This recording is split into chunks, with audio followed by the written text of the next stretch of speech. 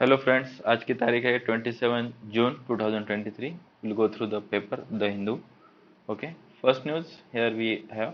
Centre will ensure the execution of pact with Kukis. Biren ने ये कहा है, ये मणिपुर के सीएम है, इन्होंने ये कहा है.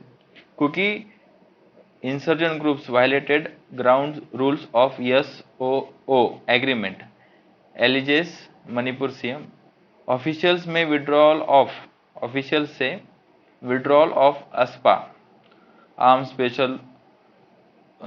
Force special power act hindering operations. ठीक है, देखेंगे पूरा एक्सटेंसिवली क्या बोल रहा है. मणिपुर सीएम बायरन सिंह, मणिपुर के chief minister Biren Singh on Monday said union home minister Amit Shah had promised that the center would ensure the implementation of suspension of operation agreement with Kuki insurgent groups in the hill areas. Centre क्या करेगा, ensure करेगा किसके implementation को, suspension of operation agreement के implementation को. ठीक है, with the Kuki insurgent groups in the hill area, जो हिल एरिया में कुकी के इंसर्जेंट ग्रुप्स है उनके लिए. ठीक है, उनके साथ. The pact requires insurgent group to remain in designated camps. इस पैक्ट के हिसाब से जो डेजिग्नेटेड ग्रुप्स है, जो डेजिग्नेटेड कैंप्स है, उसके अंदर इंसर्जेंट ग्रुप्स को रहना है. डेजिग्नेटेड कैंप्स के अंदर इंसर्जेंट ग्रुप्स को रहना है. With weapons under lock and की. अंडर लॉक एंड की मतलब इनसे उस वेपन को एक सेफ जगह रखा जाएगा under the arms police force के अंदर में.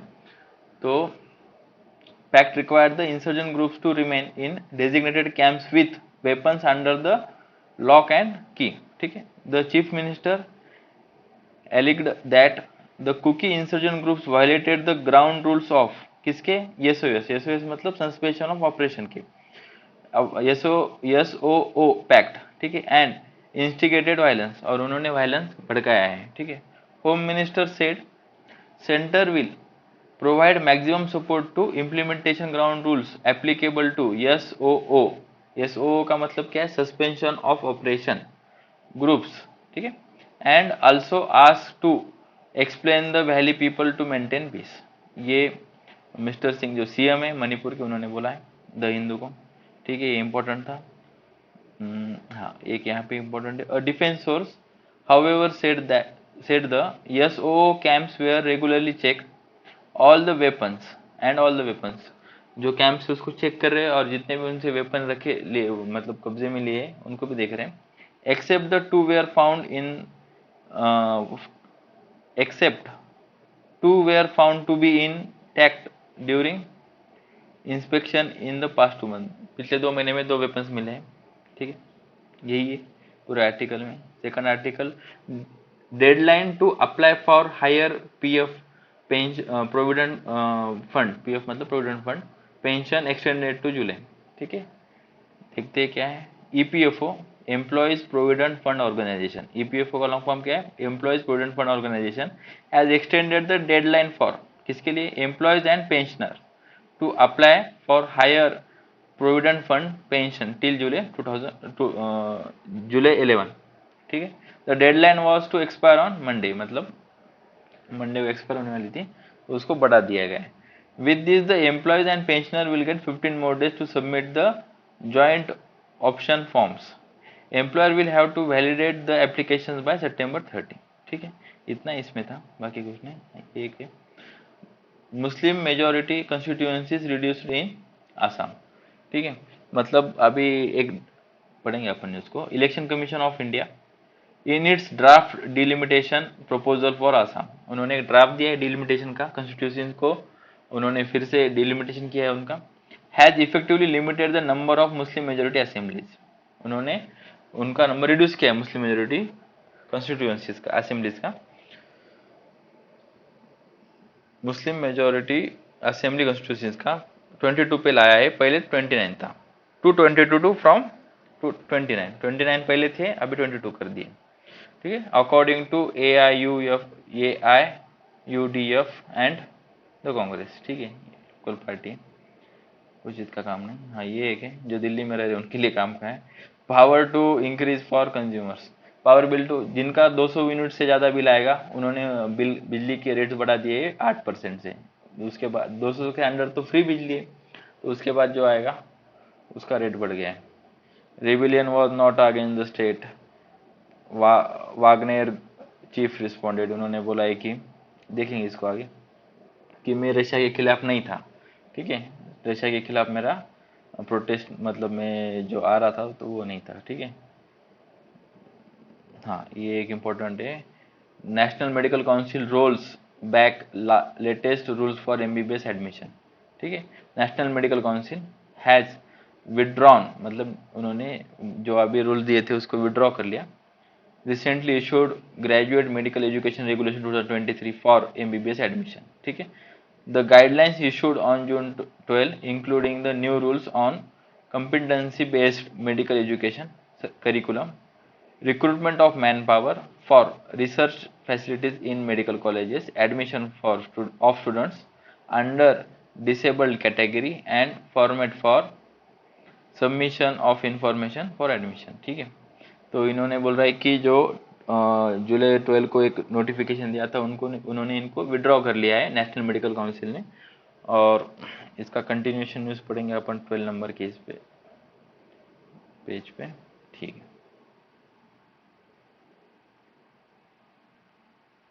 हाँ, these guidelines stand withdraw now with no intimation on when the new guidelines, तो इन्होंने क्या किया, पिछली गाइडलाइंस निकाल ली लेकिन नई कुछ गाइडलाइन दी नहीं है, तो अभी तक नई गाइडलाइन आई नहीं है, तो एक वैक्यूम सा है कि क्या होगा क्या नहीं होगा, ठीक है, इतना ही इसमें। The latest national medical council circular notes क्या बोलता है वो, it is inform that circular of even number dated,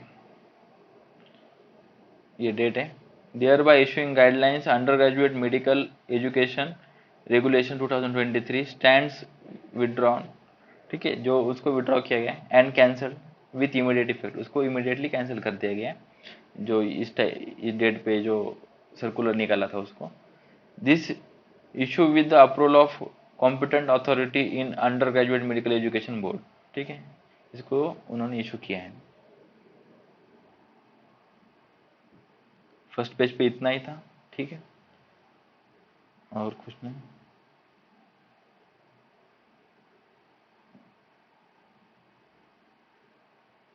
editorial में ये एडिटोरियल इम्पोर्टेंट है, ठीक है, इसमें अपन जाएंगे थोड़ा लाइन टू लाइन। अभी पीएम मोदी जी की विजिट हुई इजिप्ट में, इससे रिगार्डिंग आर्टिकल आया है, उसको अपन देखेंगे, ठीक है। Okay, grand revival, okay, India and Egypt have reestablished the close ties in recent years, ठीक है। The decision by India and Egypt to grade up their ties to strategic partnership, देखो strategic partnership में grade up हो जाते हैं relations, उसमें defence, communication, जो critical infrastructure होते हैं उनमें मतलब एक्सचेंज होता है, ठीक है। स्ट्रेटेजिक पार्टनर अभी तक इंडिया की 30 कंट्रीज है, मतलब इजिप्ट इज द 30th, मतलब 30 कंट्री है, तो Egypt is the last country to have strategic partnership with India. और सबसे पहले इंडिया का स्ट्रेटेजिक पार्टनर बना था यूएसए, और उसके बाद रशिया बना, तो ठीक है। The decision by the Egypt to upgrade their ties to the strategic partnership during the PM Narendra Modi's meeting with Egypt President Al-Sisi is a significant move for India's ties with the West Asia North Africa region. West Asia North Africa region के लिए वो important है, ठीक है। Two countries signed a friendship treaty in 1955. 1955 में अपनी Egypt के साथ ट्रीटी हो चुकी है।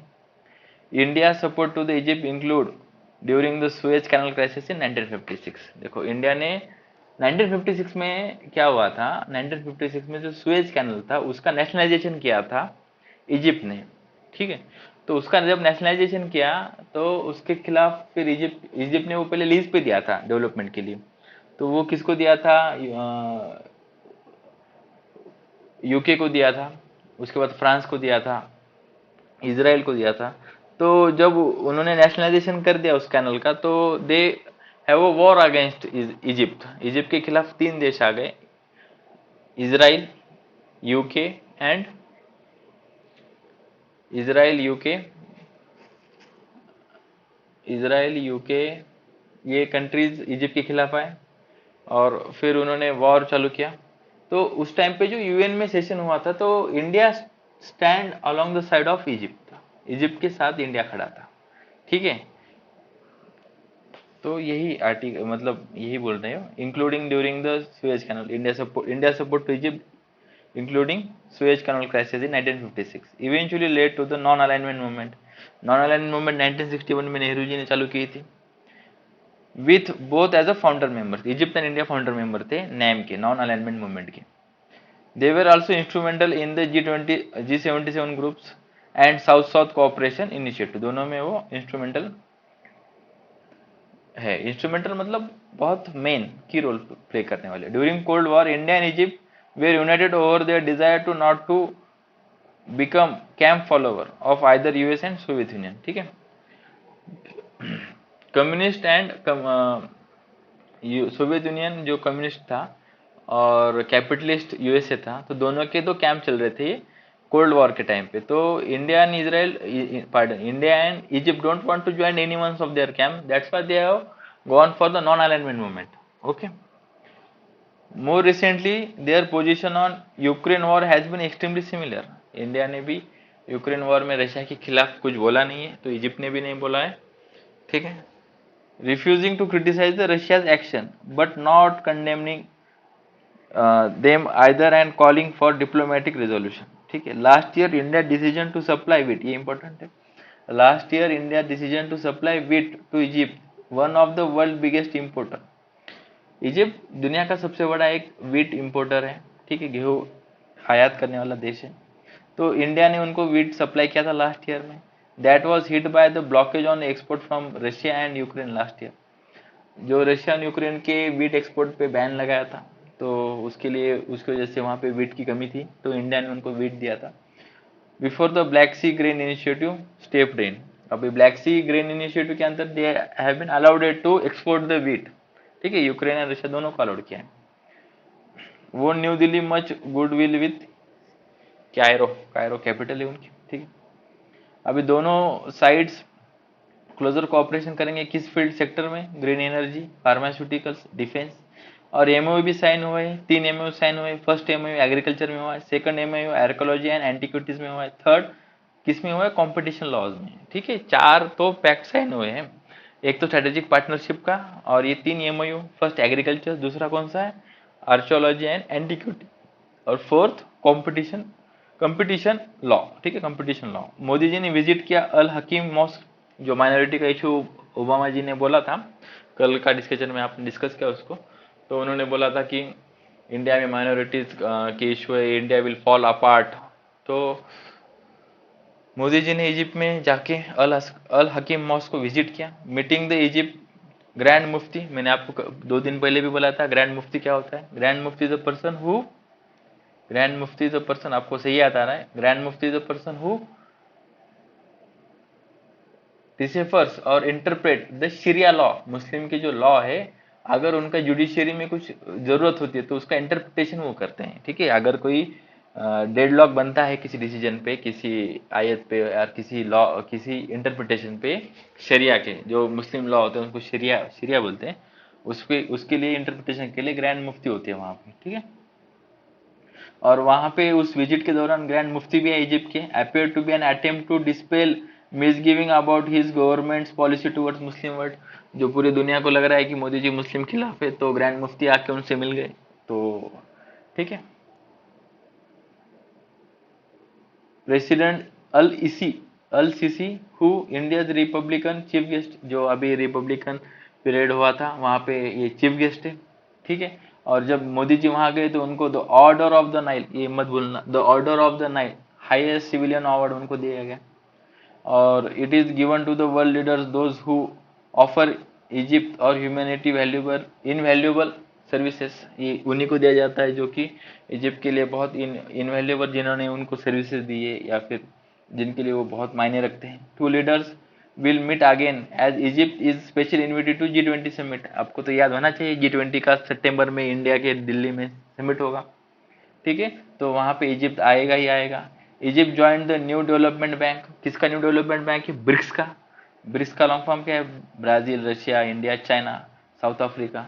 तो इजिप्ट को ब्रिक्स को भी ज्वाइन करना है, लेकिन अभी उन्होंने फिलहाल ब्रिक्स का जो बैंक है न्यू डेवलपमेंट बैंक उसको ज्वाइन किया है, और उनके बहुत गहरे रिलेशन है इंडिया के साथ। यही था पूरे आर्टिकल में, थोड़ा फैक्चुअल था इसलिए मैंने लाइन टू लाइन बताया आपको, ठीक है। दूसरा article, lying foundation of the future ready digital India. ये आर्टिकल थोड़ा टेक्निकल है, पहले मैं आपको थोड़ा थीम लाइन बताऊंगा इसकी, फिर इसमें जाएंगे अपन। देखो, ministry of electronics and IT, minister ने ये बोला है कि अभी जल्द से जल्द डिजिटल इंडिया बिल आएगा। 23 ईयर्स पहले, मतलब 2000 साल में, 2000 में आईटी एक्ट आया था, इंफॉर्मेशन टेक्नोलॉजी एक्ट, ठीक है। इंफॉर्मेशन टेक्नोलॉजी एक्ट 2000 में आया था। अभी 23 साल के बाद, 23 ईयर्स के बाद नया डिजिटल इंडिया बिल आ रहा है। तो अभी बहुत सारे फैक्टर्स है। जब उस दिन, जब 2000 में आया था, उस टाइम पे तो इंटरनेट इतना डेवलप नहीं हुआ था, इतने सेक्टर्स में उसकी आउटरीच नहीं थी। तो अभी बहुत क्रिटिकल हो गया है, ठीक है। तो अभी कौन कौन से उनको सेक्टर्स में जाना है, क्या हार्म कर रहे हैं, कंपटीशन क्या चल रहा है, मिस इन्फॉर्मेशन, डिजिटल स्पेस, ये सारे उनको फैक्टर्स ध्यान में रखने बिल बनाने के लिए, ठीक है। इस मंथ के एंड तक बिल आ जाएगा, ड्राफ्ट बिल उसका, ठीक है, पब्लिक ओपिनियन के लिए। उसमें क्या क्या changes being propose, including the categorisation of digital intermediaries. तो क्या क्या चेंजेस उन्होंने प्रपोज किए हैं, देखो।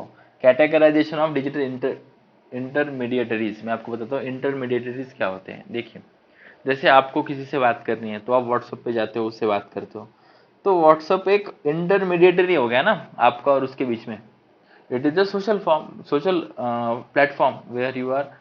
यूट्यूब, जहाँ से आप वीडियो देख रहे हो, वो भी एक सोशल प्लेटफॉर्म है जहाँ पे आप नीचे कमेंट्स कर सकते हो, तो कमेंट से भी आप कम्युनिकेट कर सकते हो।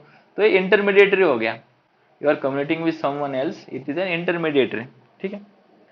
तो ये क्या बोलते हैं, अभी नया जो बिल आएगा, it will categorisation of digital intermediaries. तो उनके अंदर कैटेगराइजेशन करेंगे into distinct classes such as e commerce player, जैसे अमेजॉन है, जैसे आप किसी प्रोडक्ट का रिव्यू लिखते हो तो उसके नीचे और कोई आपके रिव्यू को रिप्लाई देता है, ठीक है। सोशल मीडिया कंपनीज, यूट्यूब के जैसे, सर्च इंजिन, गूगल के जैसा, याहू के जैसा, to place the different responsibilities and liability on each of them.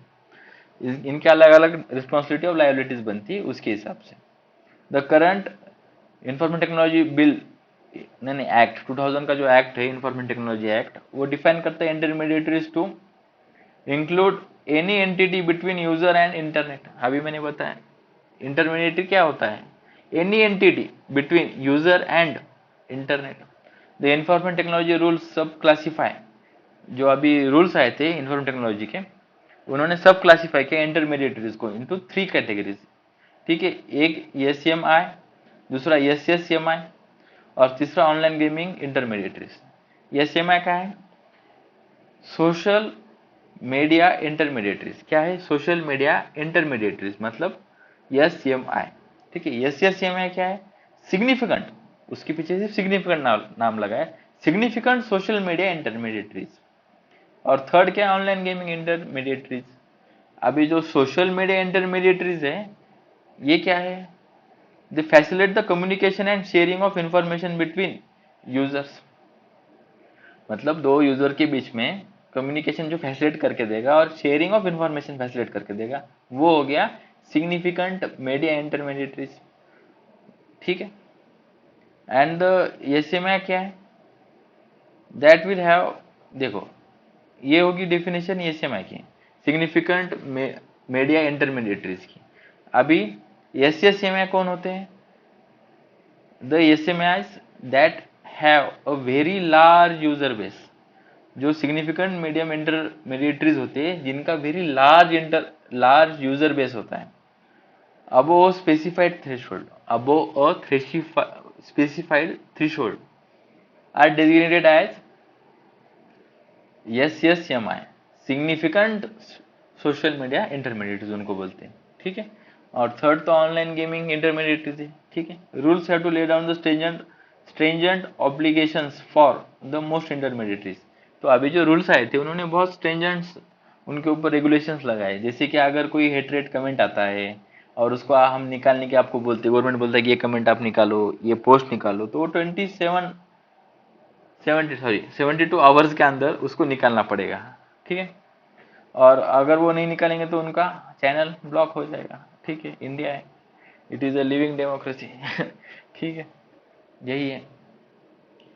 और एक एग्जांपल दिया राइटर ने, उन्होंने बोला माइक्रोसॉफ्ट का अगर कोई सॉफ्टवेयर है जैसे कि जोहो, तो उसके अंदर जो प्राइवेट मेंबर्स है वो तो पेड करके कम्युनिकेट करते एक दूसरे को, तो वो भी इंटरमीडिएटरीज के अंदर आएगा, ठीक है, यही उन्होंने बताया।